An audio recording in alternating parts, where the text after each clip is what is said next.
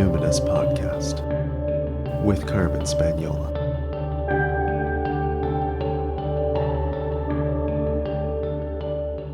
Hi there, and welcome to the Numinous Podcast, where we have interesting conversations with everyday folks about the mystery of life. This podcast is a complement to the Numinous School, an online intuition development course for people who want their self-awareness to serve a greater good. I'm your host, Carmen Spaniola, and this week my guest is John Michael Greer.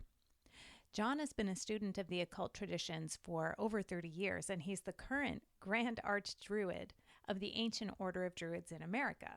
Really, that is a thing. And he's also a longtime Golden Dawn initiate and a scholar of the Western mystery traditions.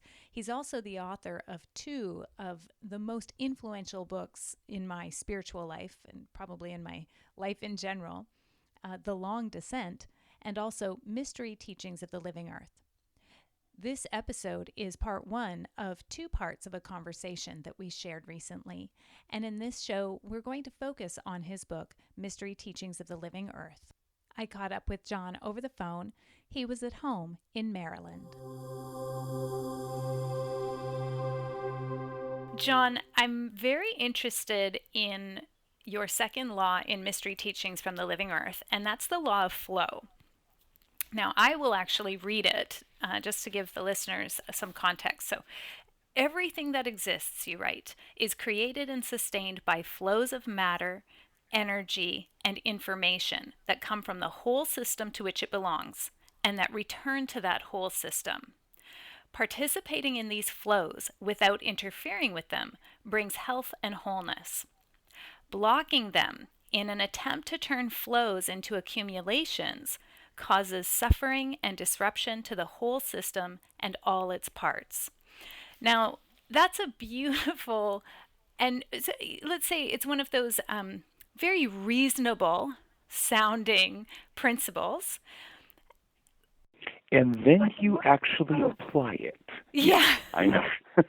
My feeling is that, particularly in the New Age space, that end of the spirituality spectrum, the word flow is frequently just materialism dressed up as spirituality.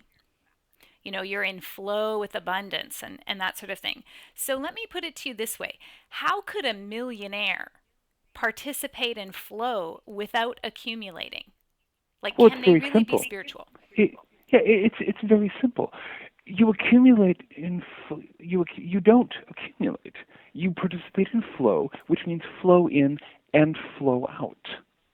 Okay, you're very right that one of the consistent problems with the New Age movement has been its tendency to surrender its basic spiritual insights in the service of our culture's habit of greed. And where it's all gimme, gimme, gimme. I want flow into me, but I'm not going to let anything go. So, we get accumulation. That's very much the ethos of our society. And it's completely self-destructive. We know, for example, hands down, economics shows us that an economy thrives when money keeps changing hands. Okay? Just ask an economist; they'll explain that to you. If people just sit on their piles of money, it doesn't matter how much money is in the economy. You're going to have a recession. You're going to have economic hard times because the money isn't flowing. So as long as people concentrate on taking in and not giving out, they're basically creating problems for themselves and the whole system. There are levels and levels and levels to the mindset of materialism. All of them are based on fear. Mm-hmm. Okay, I've got to cling to this as tightly as possible so I have it, so nobody can take it away from me. So da da da da da da. There's always fear involved, and one of the things I've noticed from the materialistic end of the New Age spectrum is an unwillingness to actually deal with that as fear, as an emotional state, as something in yourself, rather than something you're projecting out onto the world as a whole. And that's one of those things that takes some meditation and takes perhaps some counseling. But to do that, you've got to fly in the face of some of the standard neuroses of our age. So when people say something like,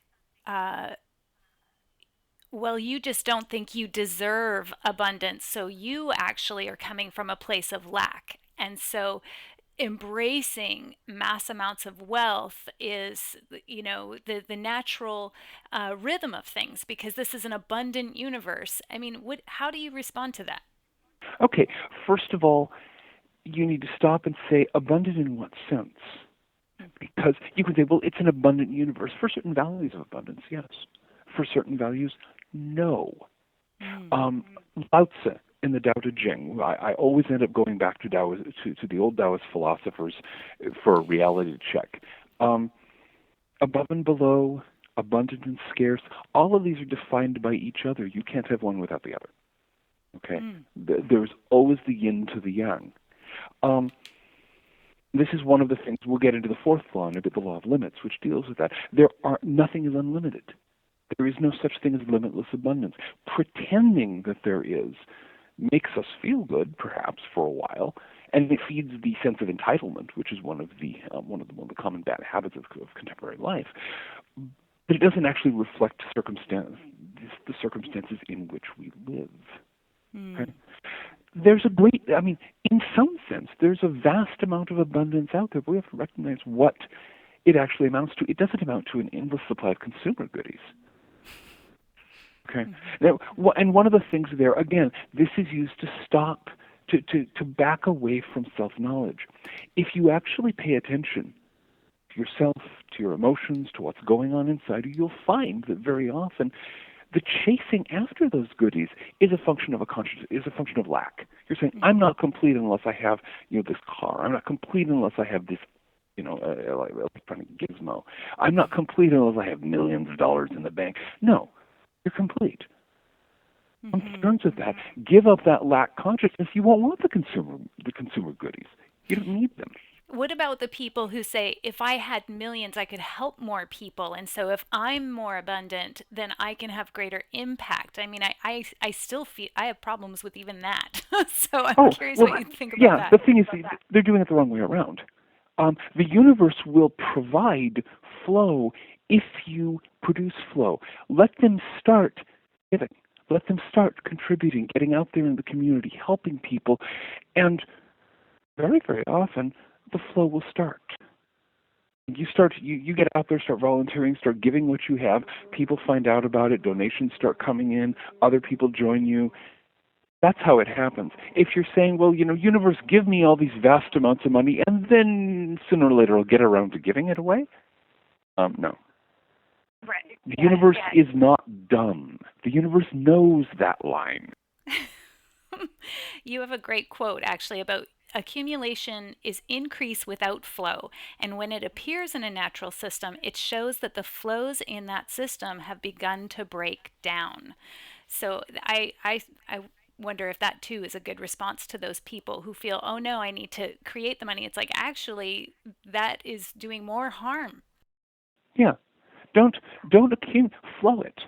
I mean, it doesn't matter how much money you have. The question is, are you part of a system in flow where good things are coming in and good things are coming out? Are you creating enough good in the world? Well, it's like, if I can borrow something from physics, if you want to get something to flow into a space, you need to pump stuff out of it. If you turn on the faucet, more water flows into the faucet, but you've got to start the outflow. And if I may risk a slightly crude comparison, a lot of this is reminiscent of sort of a quest for constipation. Want to eat and eat and eat and not excrete anything. This is not a good idea.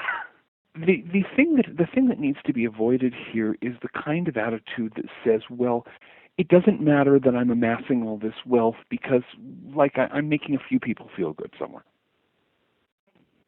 Because of a lot of what goes on in the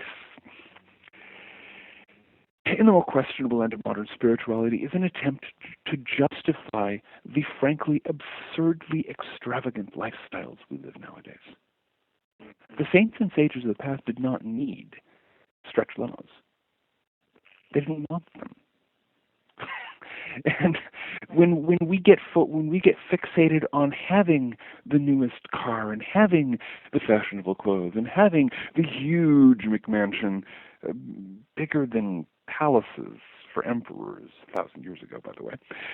When we concentrate on having so much stuff, so much consumer crud, that ours is the first civilization in human history to have an entire industry of storage facilities to stash all the stuff that we don't even have room for in our gigantic houses. Something's going wrong here. And what that is a focus on accumulation rather than flow. If we recognize that our happiness and our health comes from flow, not from accumulation, from our participation in networks of friends, neighbors, of community, society, not I've got mine, Jack, then we can get past that habit, get rid of the storage lockers and actually have a life instead. Right. Okay, so I want to circle back to something you said earlier. You kind of slipped it in. You're the archdruid of North America. Well, no. I am the head of one of about a dozen large to mid-sized druid orders in the United States. Okay, there's a lot of. I am not the archdruid of North America, and I have to correct people on that because they think I'm. People get this idea I'm kind of a druid pope. We don't do popes in druidry. Okay, so the archdruid. There's more than one archdruid. Okay, thank you. Oh yeah. Oh, there's archdruids all over the place. You said that you always go back to the Taoists. I'm curious, with your vast research that you've done around different philosophies and spiritual traditions, what is it about the Taoists that interests you personally? Well, basically, I'm gonna give a little context for this. Druidry is not one of those traditions that claims to have a stranglehold on the whole truth. Okay, there are some traditions who say we have the truth, and you're not getting it unless you pay us, or what have you. Druidry is a very open tradition when it comes to inspiration. And because the modern Druid movement had to be revived from fragments back in the 18th century, we have only the most tenuous links further back than that. We've generally been very good about grabbing stuff from any place that is inspiring, any place that works. Taoism, especially the old philosophical Taoists, is very, very much in tune with the kind of thing that we do now. Of course, there's lots of Taoists out there who are doing it too, but they have their own traditions. And I personally find Lao Tzu, Chuang-Tzu, the two early Taoist philosophers, like Henry David Thoreau, for example, or Aldo Leopold. There's a variety of writers that I tend to turn to as a source of inspiration and insight. And it so happens that Lao Tzu is among my very favorites, as much simply because of the quality of his writing and the quality of his thought as anything else. Mm-hmm.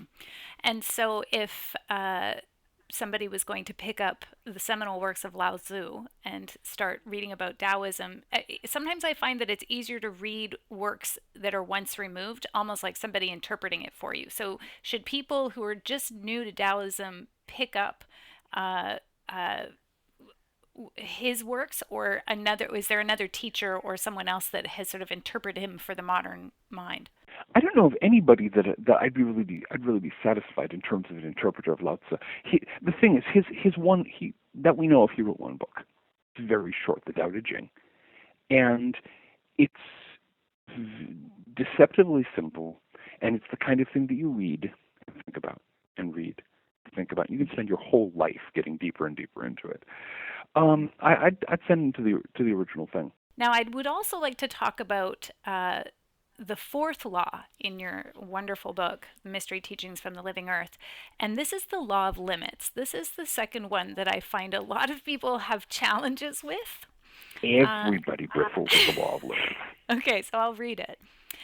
Everything that exists is subject to limits arising from its own nature, the nature of the whole system of which it is a part, and the nature of existence itself.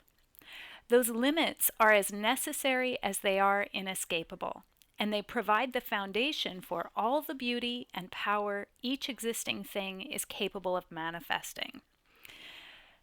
Now, again, sounds very reasonable, but then applying it into our own lives. Yeah, our entire culture is bigoted against the concept of limits.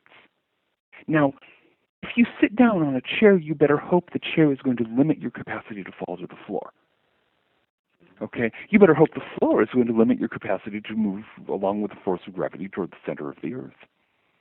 The fact that you can stand up is because the bones are limiting the flexibility of your body. I could go on. Every action on every plane is the interaction of an energy and a limit. And if you can't have one without the other.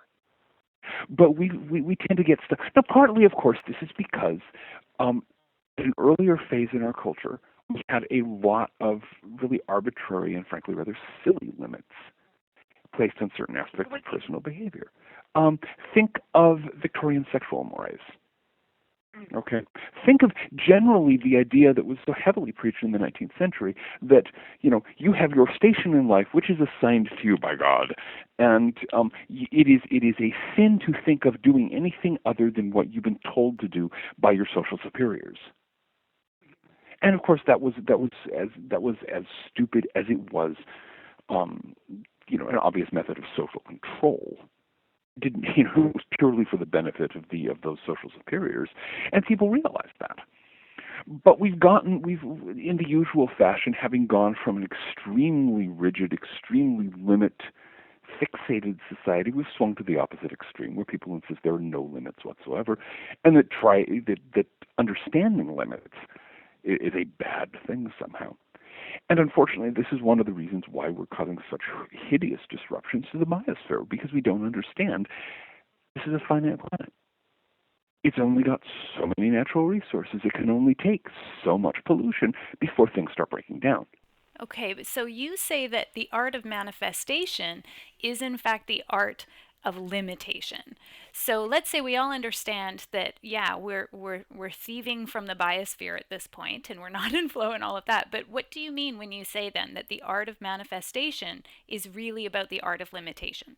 Oh, that's really simple. That's one of the basic concepts of, well, almost any kind of practical spiritual activity. You can have anything in the world that you want as long as you want that, nothing else.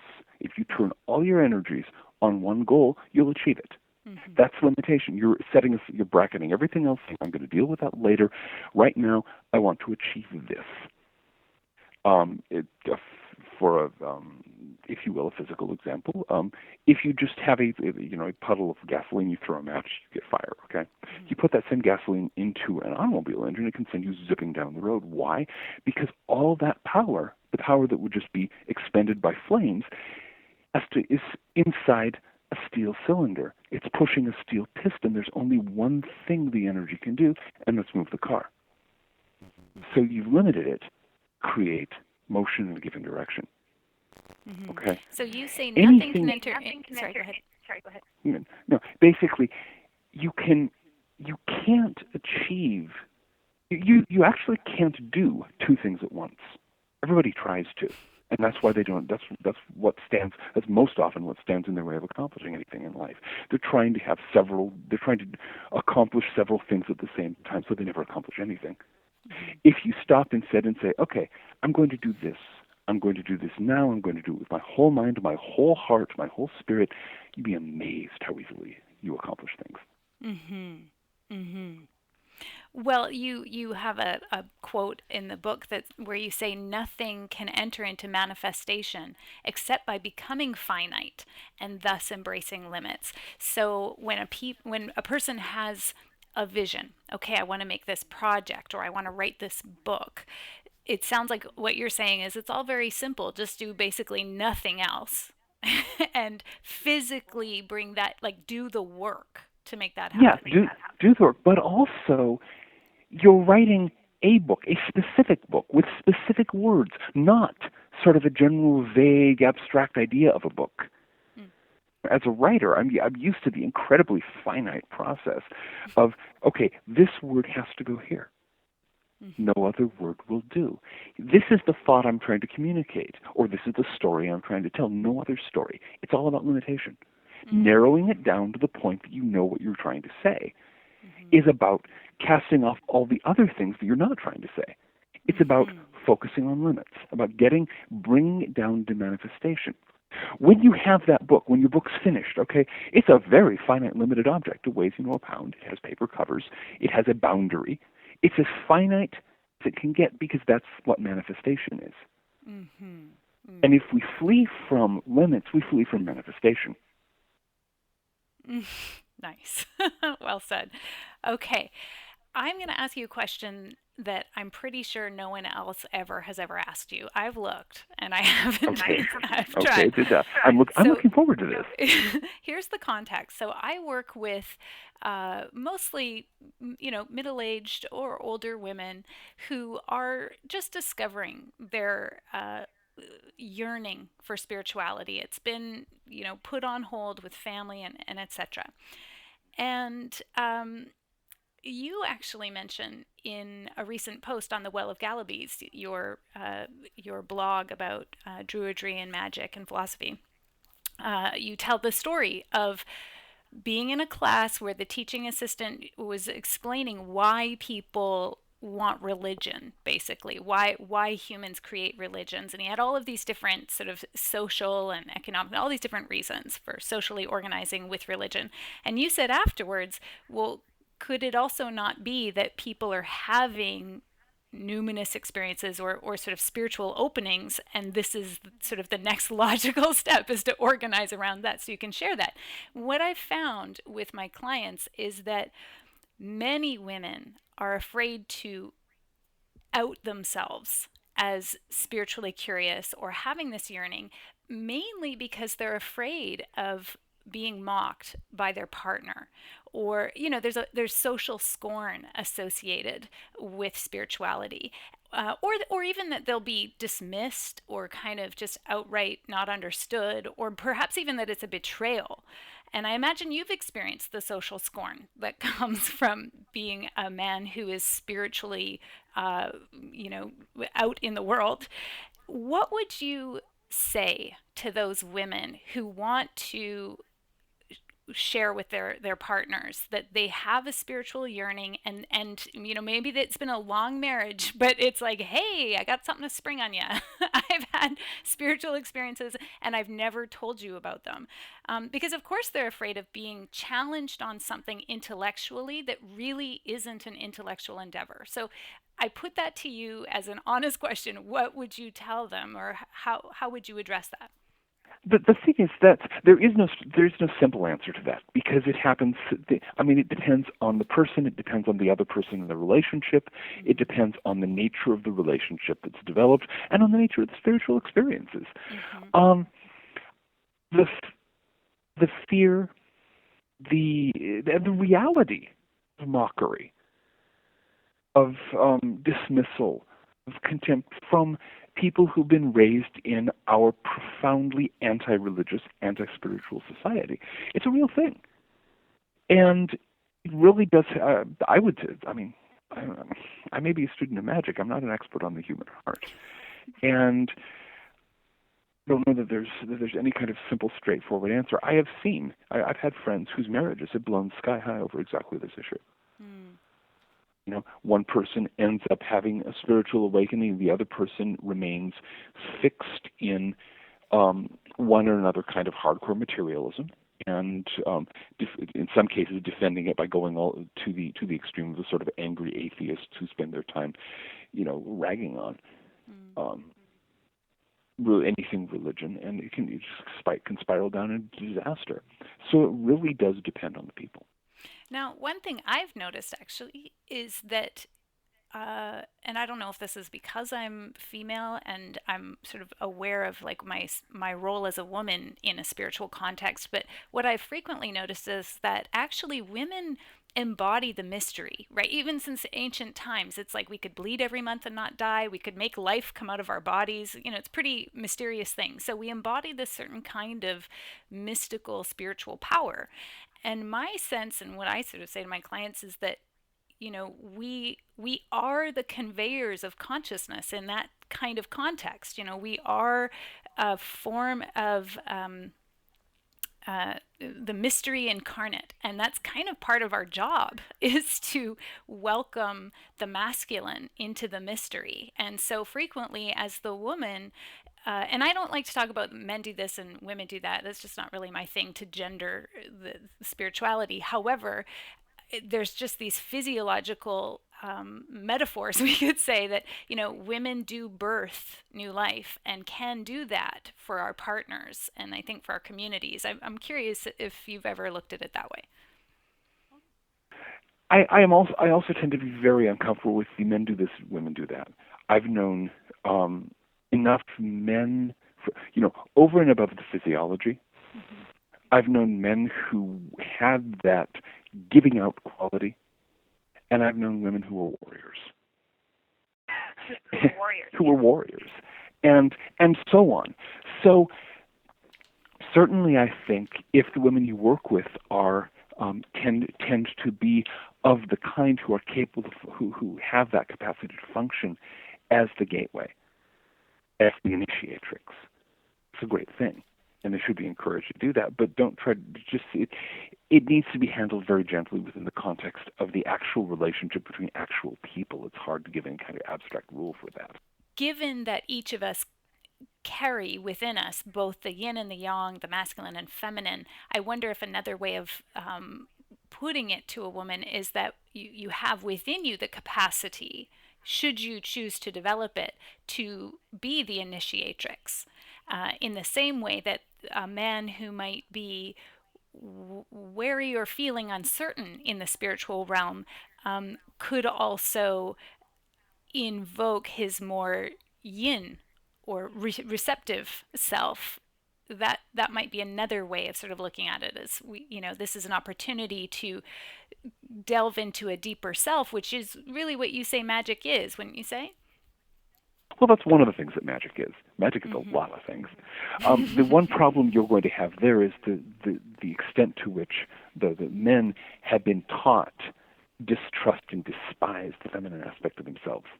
And getting them past that can be a real challenge. Yes, this is true, and we'll have to save that for another show. But for today, I'd like to ask you another question that I've never heard you asked, and I'm curious personally. So, John, what do you consider perfect happiness? The times when I have been happiest in life have been the times when everything flows. When things flow in, things flow out. There's no accumulation, there's no blockage. Everything just sort of flows smoothly ahead or complexly ahead. That's when I'm happiness, not when I'm clinging to something, not when I'm trying to make the world behave according to my notions, but participation in the flow.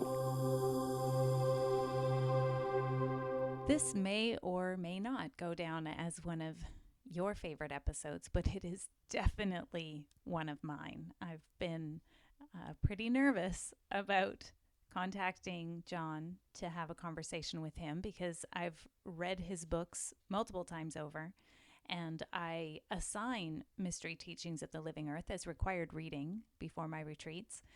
So that was really a very satisfying conversation for me. I hope you enjoyed it. I want to thank John Michael Greer for coming on my show, and thank you so much for listening. I'd like to say hello and thank you to the people in Slovenia who are downloading every week. You are absolutely lighting me up with glee whenever I see that. So thank you so much for spending time with me today. If you'd like to keep exploring the great mystery of life with me, you can go to my website, carmenspagnola.com, CarmenSpagnola, and click the link for the podcast to get today's show notes and the links to John's two blogs, the Archdruid Report and the Well of Gallabys. While you're there, sign up for my newsletter. You'll instantly receive a free meditation download, and you'll never miss a show because you'll get an update every time I publish. Until next time, take care.